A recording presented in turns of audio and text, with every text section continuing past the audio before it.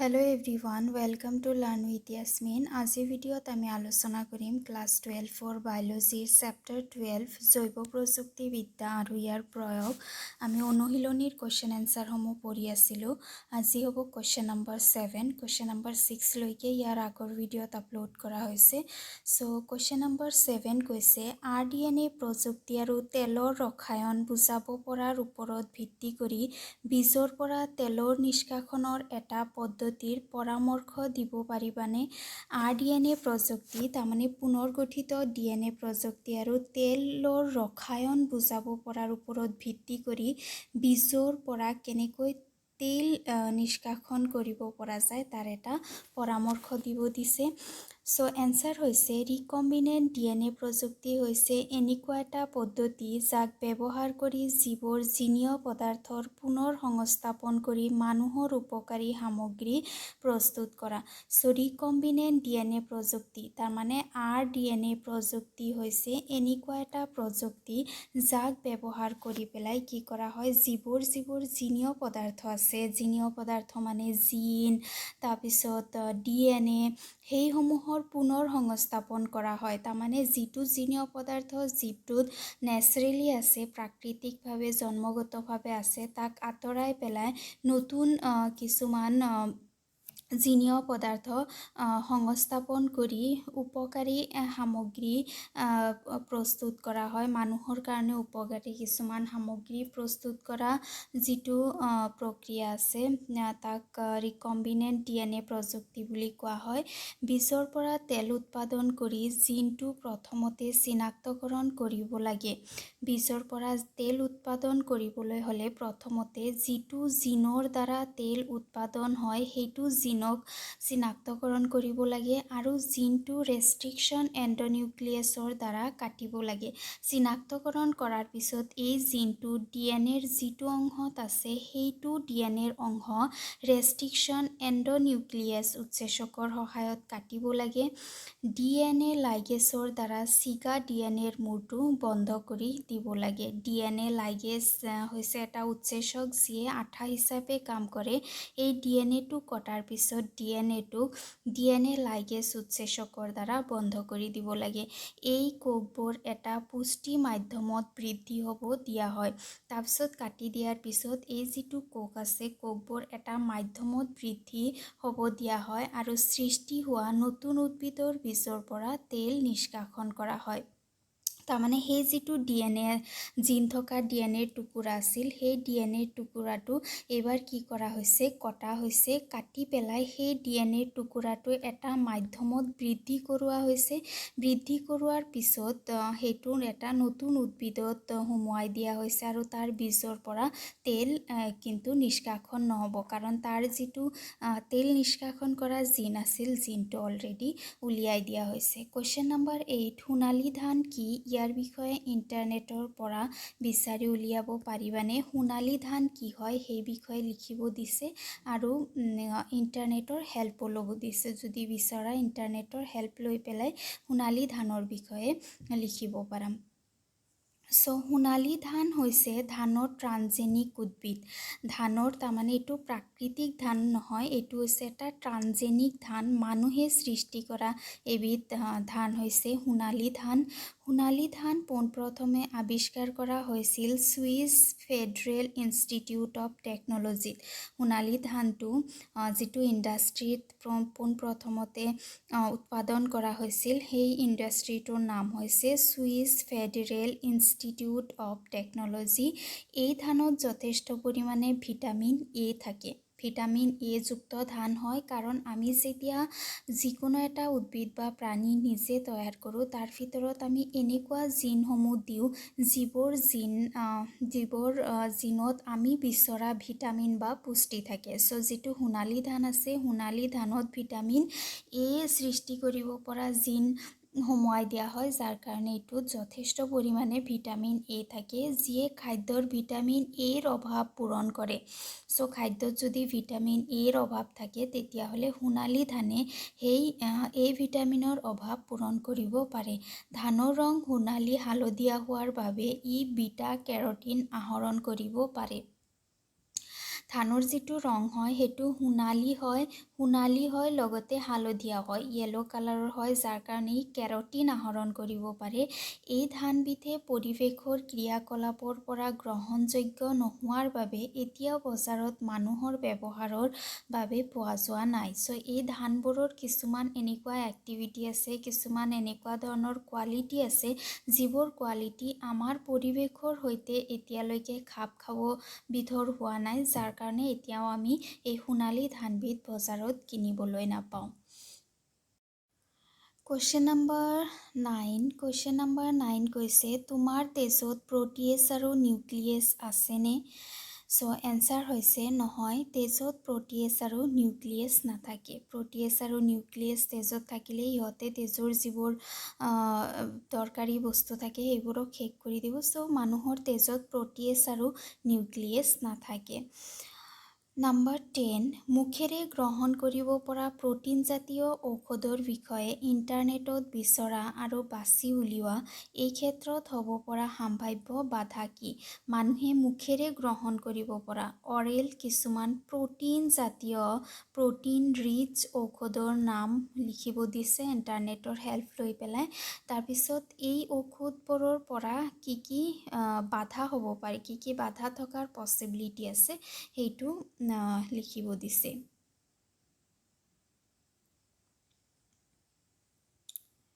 চ' answer হৈছে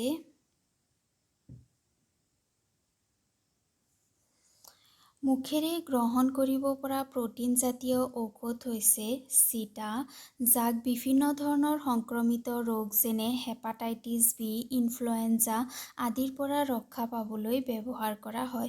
মুখেৰে গ্ৰহণ কৰিব পৰা যিবোৰ প্ৰ'টিনজাতীয় ঔষধ হৈছে এইবোৰ হৈছে চিটা বা প্ৰতিষেধক।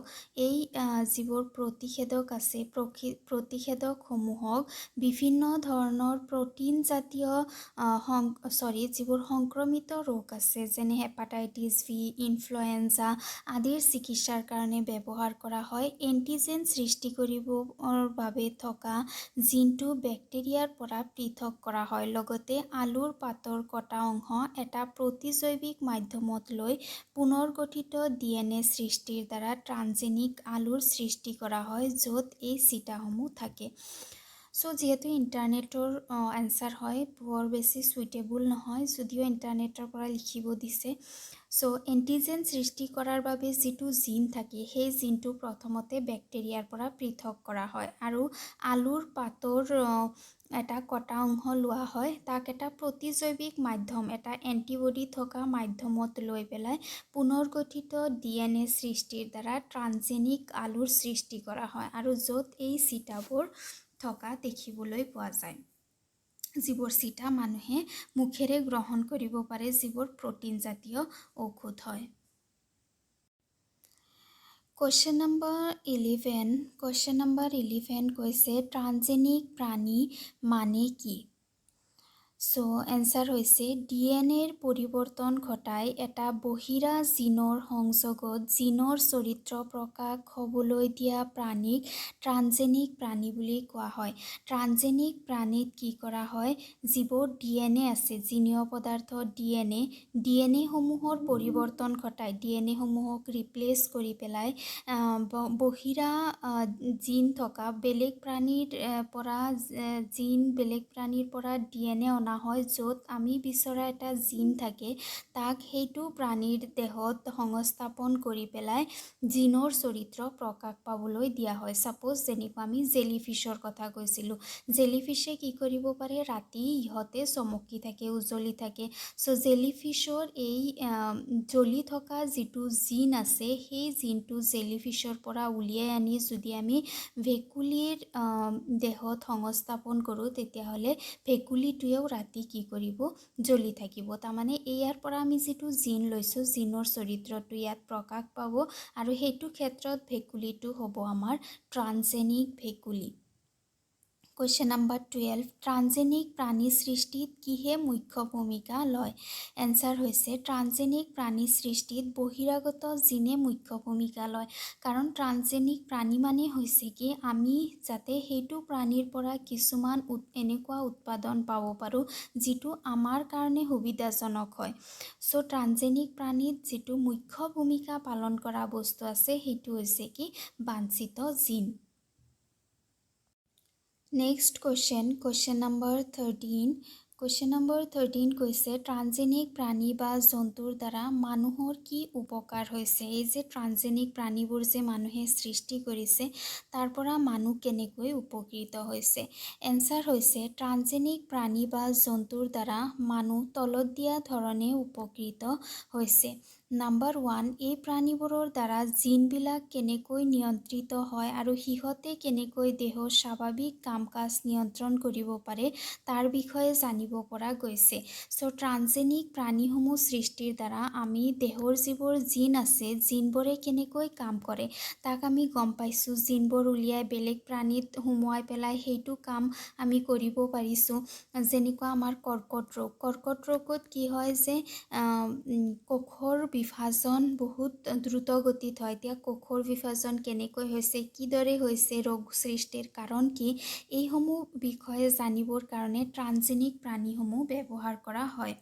নাম্বাৰ 2 মানুহৰ কৰ্কট চিতাযুক্ত অস্থিসন্ধি বাতজনিত সন্ধি প্ৰদা এলজেইমাৰ ৰোগৰ বিকাশত জিনবিলাকে কেনেকৈ বৰঙণি যোগায় সেই বিষয়ে আমাৰ জ্ঞান বৃদ্ধিৰ বাবে ট্ৰান্সজেনিক প্ৰাণীসমূহ সৃষ্টি কৰা হয় মানুহৰ কিছুমান বিষাক্ত ৰোগ ভয়ানক ৰোগ যেনেকুৱা কৰ্কট ৰোগ চিষ্টযুক্ত অস্থিসন্ধি যিবোৰ ৰোগৰ সম্পূৰ্ণ ট্ৰিটমেণ্ট এতিয়ালৈকে অহা নাই সেই ৰোগসমূহৰ বিষয়ে জ্ঞান আহৰণ কৰাৰ বাবে ট্ৰান্সজেনিক প্ৰাণীসমূহ সৃষ্টি কৰা হয় আৰু সেই প্ৰাণীসমূহক অধ্যয়ন কৰি পেলাই এই ৰোগৰ বিষয়ে আমি জ্ঞান আহৰণ কৰিব পাৰোঁ তাৰপিছত নম্বৰ 3 হৈছে নম্বৰ 3 প্ৰতিষেধকসমূহ মানুহত প্ৰয়োগ কৰাৰ আগতে ট্ৰান্সজেনিক এন্দুৰৰ ওপৰত প্ৰয়োগ কৰা হয় যেতিয়া কিবা প্ৰতিষেধক কিবা ঔষধ পোনপ্ৰথমতে প্ৰস্তুত কৰা হয় সেইটো ঔষধ প্ৰথমতে যিবোৰ ট্ৰান্সজেনিক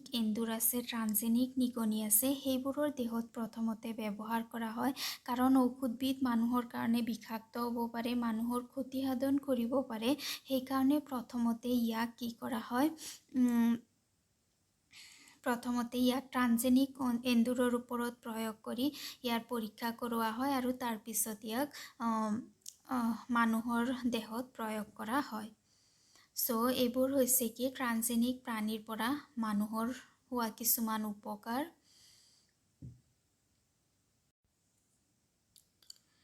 কুৱেশ্যন নম্বৰ 14 চিকিৎসা বিজ্ঞানত ট্ৰান্সজেনিক প্ৰাণীৰ গুৰুত্ব বুজাই লিখা চিকিৎসা বিজ্ঞানত ট্ৰান্সজেনিক প্ৰাণীসমূহৰ গুৰুত্ব কি লিখিব লাগে এনচাৰ হৈছে চিকিৎসা বিজ্ঞানত ট্ৰান্সজেনিক প্ৰাণীবোৰৰ গুৰুত্ব অত্যাধিক চিকিৎসা বিজ্ঞানত যিকোনো এক্সপেৰিমেণ্ট কৰাৰ কাৰণে এই যিবোৰ ট্ৰান্সজেনিক প্ৰাণী আছে ট্ৰান্সজেনিক প্ৰাণীসমূহ ব্যৱহাৰ কৰা হয় চ' নম্বৰ 1 হৈছে স্বাভাৱিক শৰীৰ তত্ত্ব আৰু বিকাশ স্বাভাৱিক শৰীৰ তত্ত্ব আৰু বিকাশৰ ক্ষেত্ৰত ট্ৰান্সজেনিক প্ৰাণীসমূহৰ গুৰুত্ব কি শৰীৰৰ বিভিন্ন ধৰণৰ জিনসমূহ কেনেকৈ নিয়ন্ত্ৰিত হয় আৰু সিহঁতে কেনেকৈ দেহৰ স্বাভাৱিক কাম-কাজ প্ৰভাৱিত কৰে সেই বিষয়ে জানিবলৈ ট্ৰান্সজেনিক প্ৰাণীসমূহ ব্যৱহাৰ কৰা হয় সাধাৰণতে চিকিৎসা বিজ্ঞানত এইবোৰ জনা বহুত ইম্পৰ্টেণ্ট হয় যে শৰীৰত যিবোৰ জিন আছে জিনবোৰক কোনে আৰু কেনেকৈ কণ্ট্ৰল কৰিছে তাৰপিছত জিনবোৰে শৰীৰৰ যিবোৰ কাম-কাজ আছে শৰীৰৰ যিবোৰ দৈনন্দিন ফাংচন আছে ফাংচনসমূহ কেনেদৰে কৰিছে তাক জানিবৰ কাৰণে ট্ৰান্সজেনিক প্ৰাণীসমূহ ব্যৱহাৰ কৰা হয় উদাহৰণস্বৰূপে ইনচুলিনৰ সৈতে জড়িত জটিল কাৰকসমূহৰ অধ্যয়ন ইনচুলিন মানুহৰ যে ডায়েবেটিছ ৰোগ হয় ডায়েবেটিছ ৰোগটো কিয় হয় ইনচুলিনৰ কমি যোৱাৰ কাৰণে হয় চ' ইনচুলিনটো কেনেদৰে সৃষ্টি হয় ইনচুলিন সৃষ্টি হওঁতে বহুত জটিল কাৰক কিছুমান ইয়াৰ লগত জড়িত থাকে সেই কাৰকসমূহৰ বিষয়ে অধ্যয়ন কৰাৰ কাৰণে ট্ৰান্সজেনিক প্ৰাণীসমূহ ব্যৱহাৰ কৰা হয় তাৰপিছত নাম্বাৰ 2 হৈছে ৰোগৰ অধ্যয়ন। কিছুমান ৰোগ অধ্যয়ন কৰাৰ কাৰণে ইয়াক ব্যৱহাৰ কৰা হয়। ট্ৰান্সজেনিক প্ৰাণীক ৰোগৰ প্ৰতিৰোধ হিচাপে ব্যৱহাৰ কৰা হয় যাতে বেমাৰৰ সম্ভৱপৰ চিকিৎসা অনুসন্ধান কৰিব পাৰি। তাৰমানে ট্ৰান্সজেনিক প্ৰাণীসমূহক ৰোগৰ চিকিৎসাৰ কাৰণে ৰোগসমূহ আগতীয়াকৈ গম পাবৰ কাৰণে ব্যৱহাৰ কৰা হয়। বৰ্তমান ট্ৰান্সজেনিক প্ৰতিৰোধ মানুহৰ কৰ্কট, ছিষ্টযুক্ত অস্থিসন্ধি, বাতজনিত সন্ধিপ্ৰদাহ আদি ৰোগৰ বাবে ভৰ্তি আছে। ট্ৰান্সজেনিক প্ৰাণীসমূহ ব্যৱহাৰ কৰি পেলাই কৰ্কট ৰোগৰ দৰে যিবোৰ ভয়ানক ৰোগ আছে সেই ৰোগসমূহ কেনেদৰে সৃষ্টি হৈছে, ৰোগসমূহ কেনেদৰে বিয়পি পৰিছে তাৰ বিষয়ে অধ্যয়ন কৰাৰ কাৰণে ট্ৰান্সজেনিক প্ৰাণীসমূহ ব্যৱহাৰ কৰা হয়। তাৰপিছত নাম্বাৰ 3 হৈছে প্ৰতিষেধক নিৰ্বিচ্ছিন্নতা। কোনো এবিধ প্ৰতিষেধক মানুহত প্ৰয়োগ কৰাৰ আগতে ট্ৰান্সজেনিক এন্দুৰত পৰীক্ষা কৰা হয়। চিকিৎসা বিজ্ঞানত যেতিয়া কিবা এটা নতুন ঔষধ সৃষ্টি কৰা হয় সেই ঔষধবিধ মানুহত প্ৰয়োগ কৰাৰ আগতে পোনপ্ৰথমতে ট্ৰান্সজেনিক প্ৰাণীসমূহত প্ৰয়োগ কৰা হয় যাতে মানুহক যেতিয়া ইয়াক প্ৰয়োগ কৰা হয়, মানুহৰ দেহত যেতিয়া ইয়াক প্ৰয়োগ কৰা হয় তেতিয়া যাতে মানুহৰ কোনো ধৰণৰ ক্ষতি নহয়। সেইকাৰণে ট্ৰান্সজেনিক এন্দুৰ, ট্ৰান্সজেনিক প্ৰাণী প্ৰথমতে প্ৰস্তুত কৰি পেলাই তাত প্ৰয়োগ কৰি লোৱা হয়। এনেদৰে বিভিন্ন ধৰণে চিকিৎসা বিজ্ঞানত ট্ৰান্সজেনিক প্ৰাণীসমূহৰ এক গুৰুত্বপূৰ্ণ ভূমিকা আছে। ইয়াতে আমাৰ অনুশীলনীৰ কুৱেশ্যন এনচাৰ শেষ হৈ গ'ল। ইয়াৰ নেক্সট ভিডিঅ'ৰ পৰা আমি ইয়াৰলি কুৱেশ্যন এনচাৰসমূহ আলোচনা কৰিম। ভিডিঅ' কেনেকুৱা পালা জনাবা, ভাল লাগিলে লাইক কৰিবা, ফ্ৰেণ্ডছৰ সৈতে শ্বেয়াৰ কৰিবা আৰু প্লিজ চেনেল ছাবস্ক্ৰাইব কৰিবা। Thank U.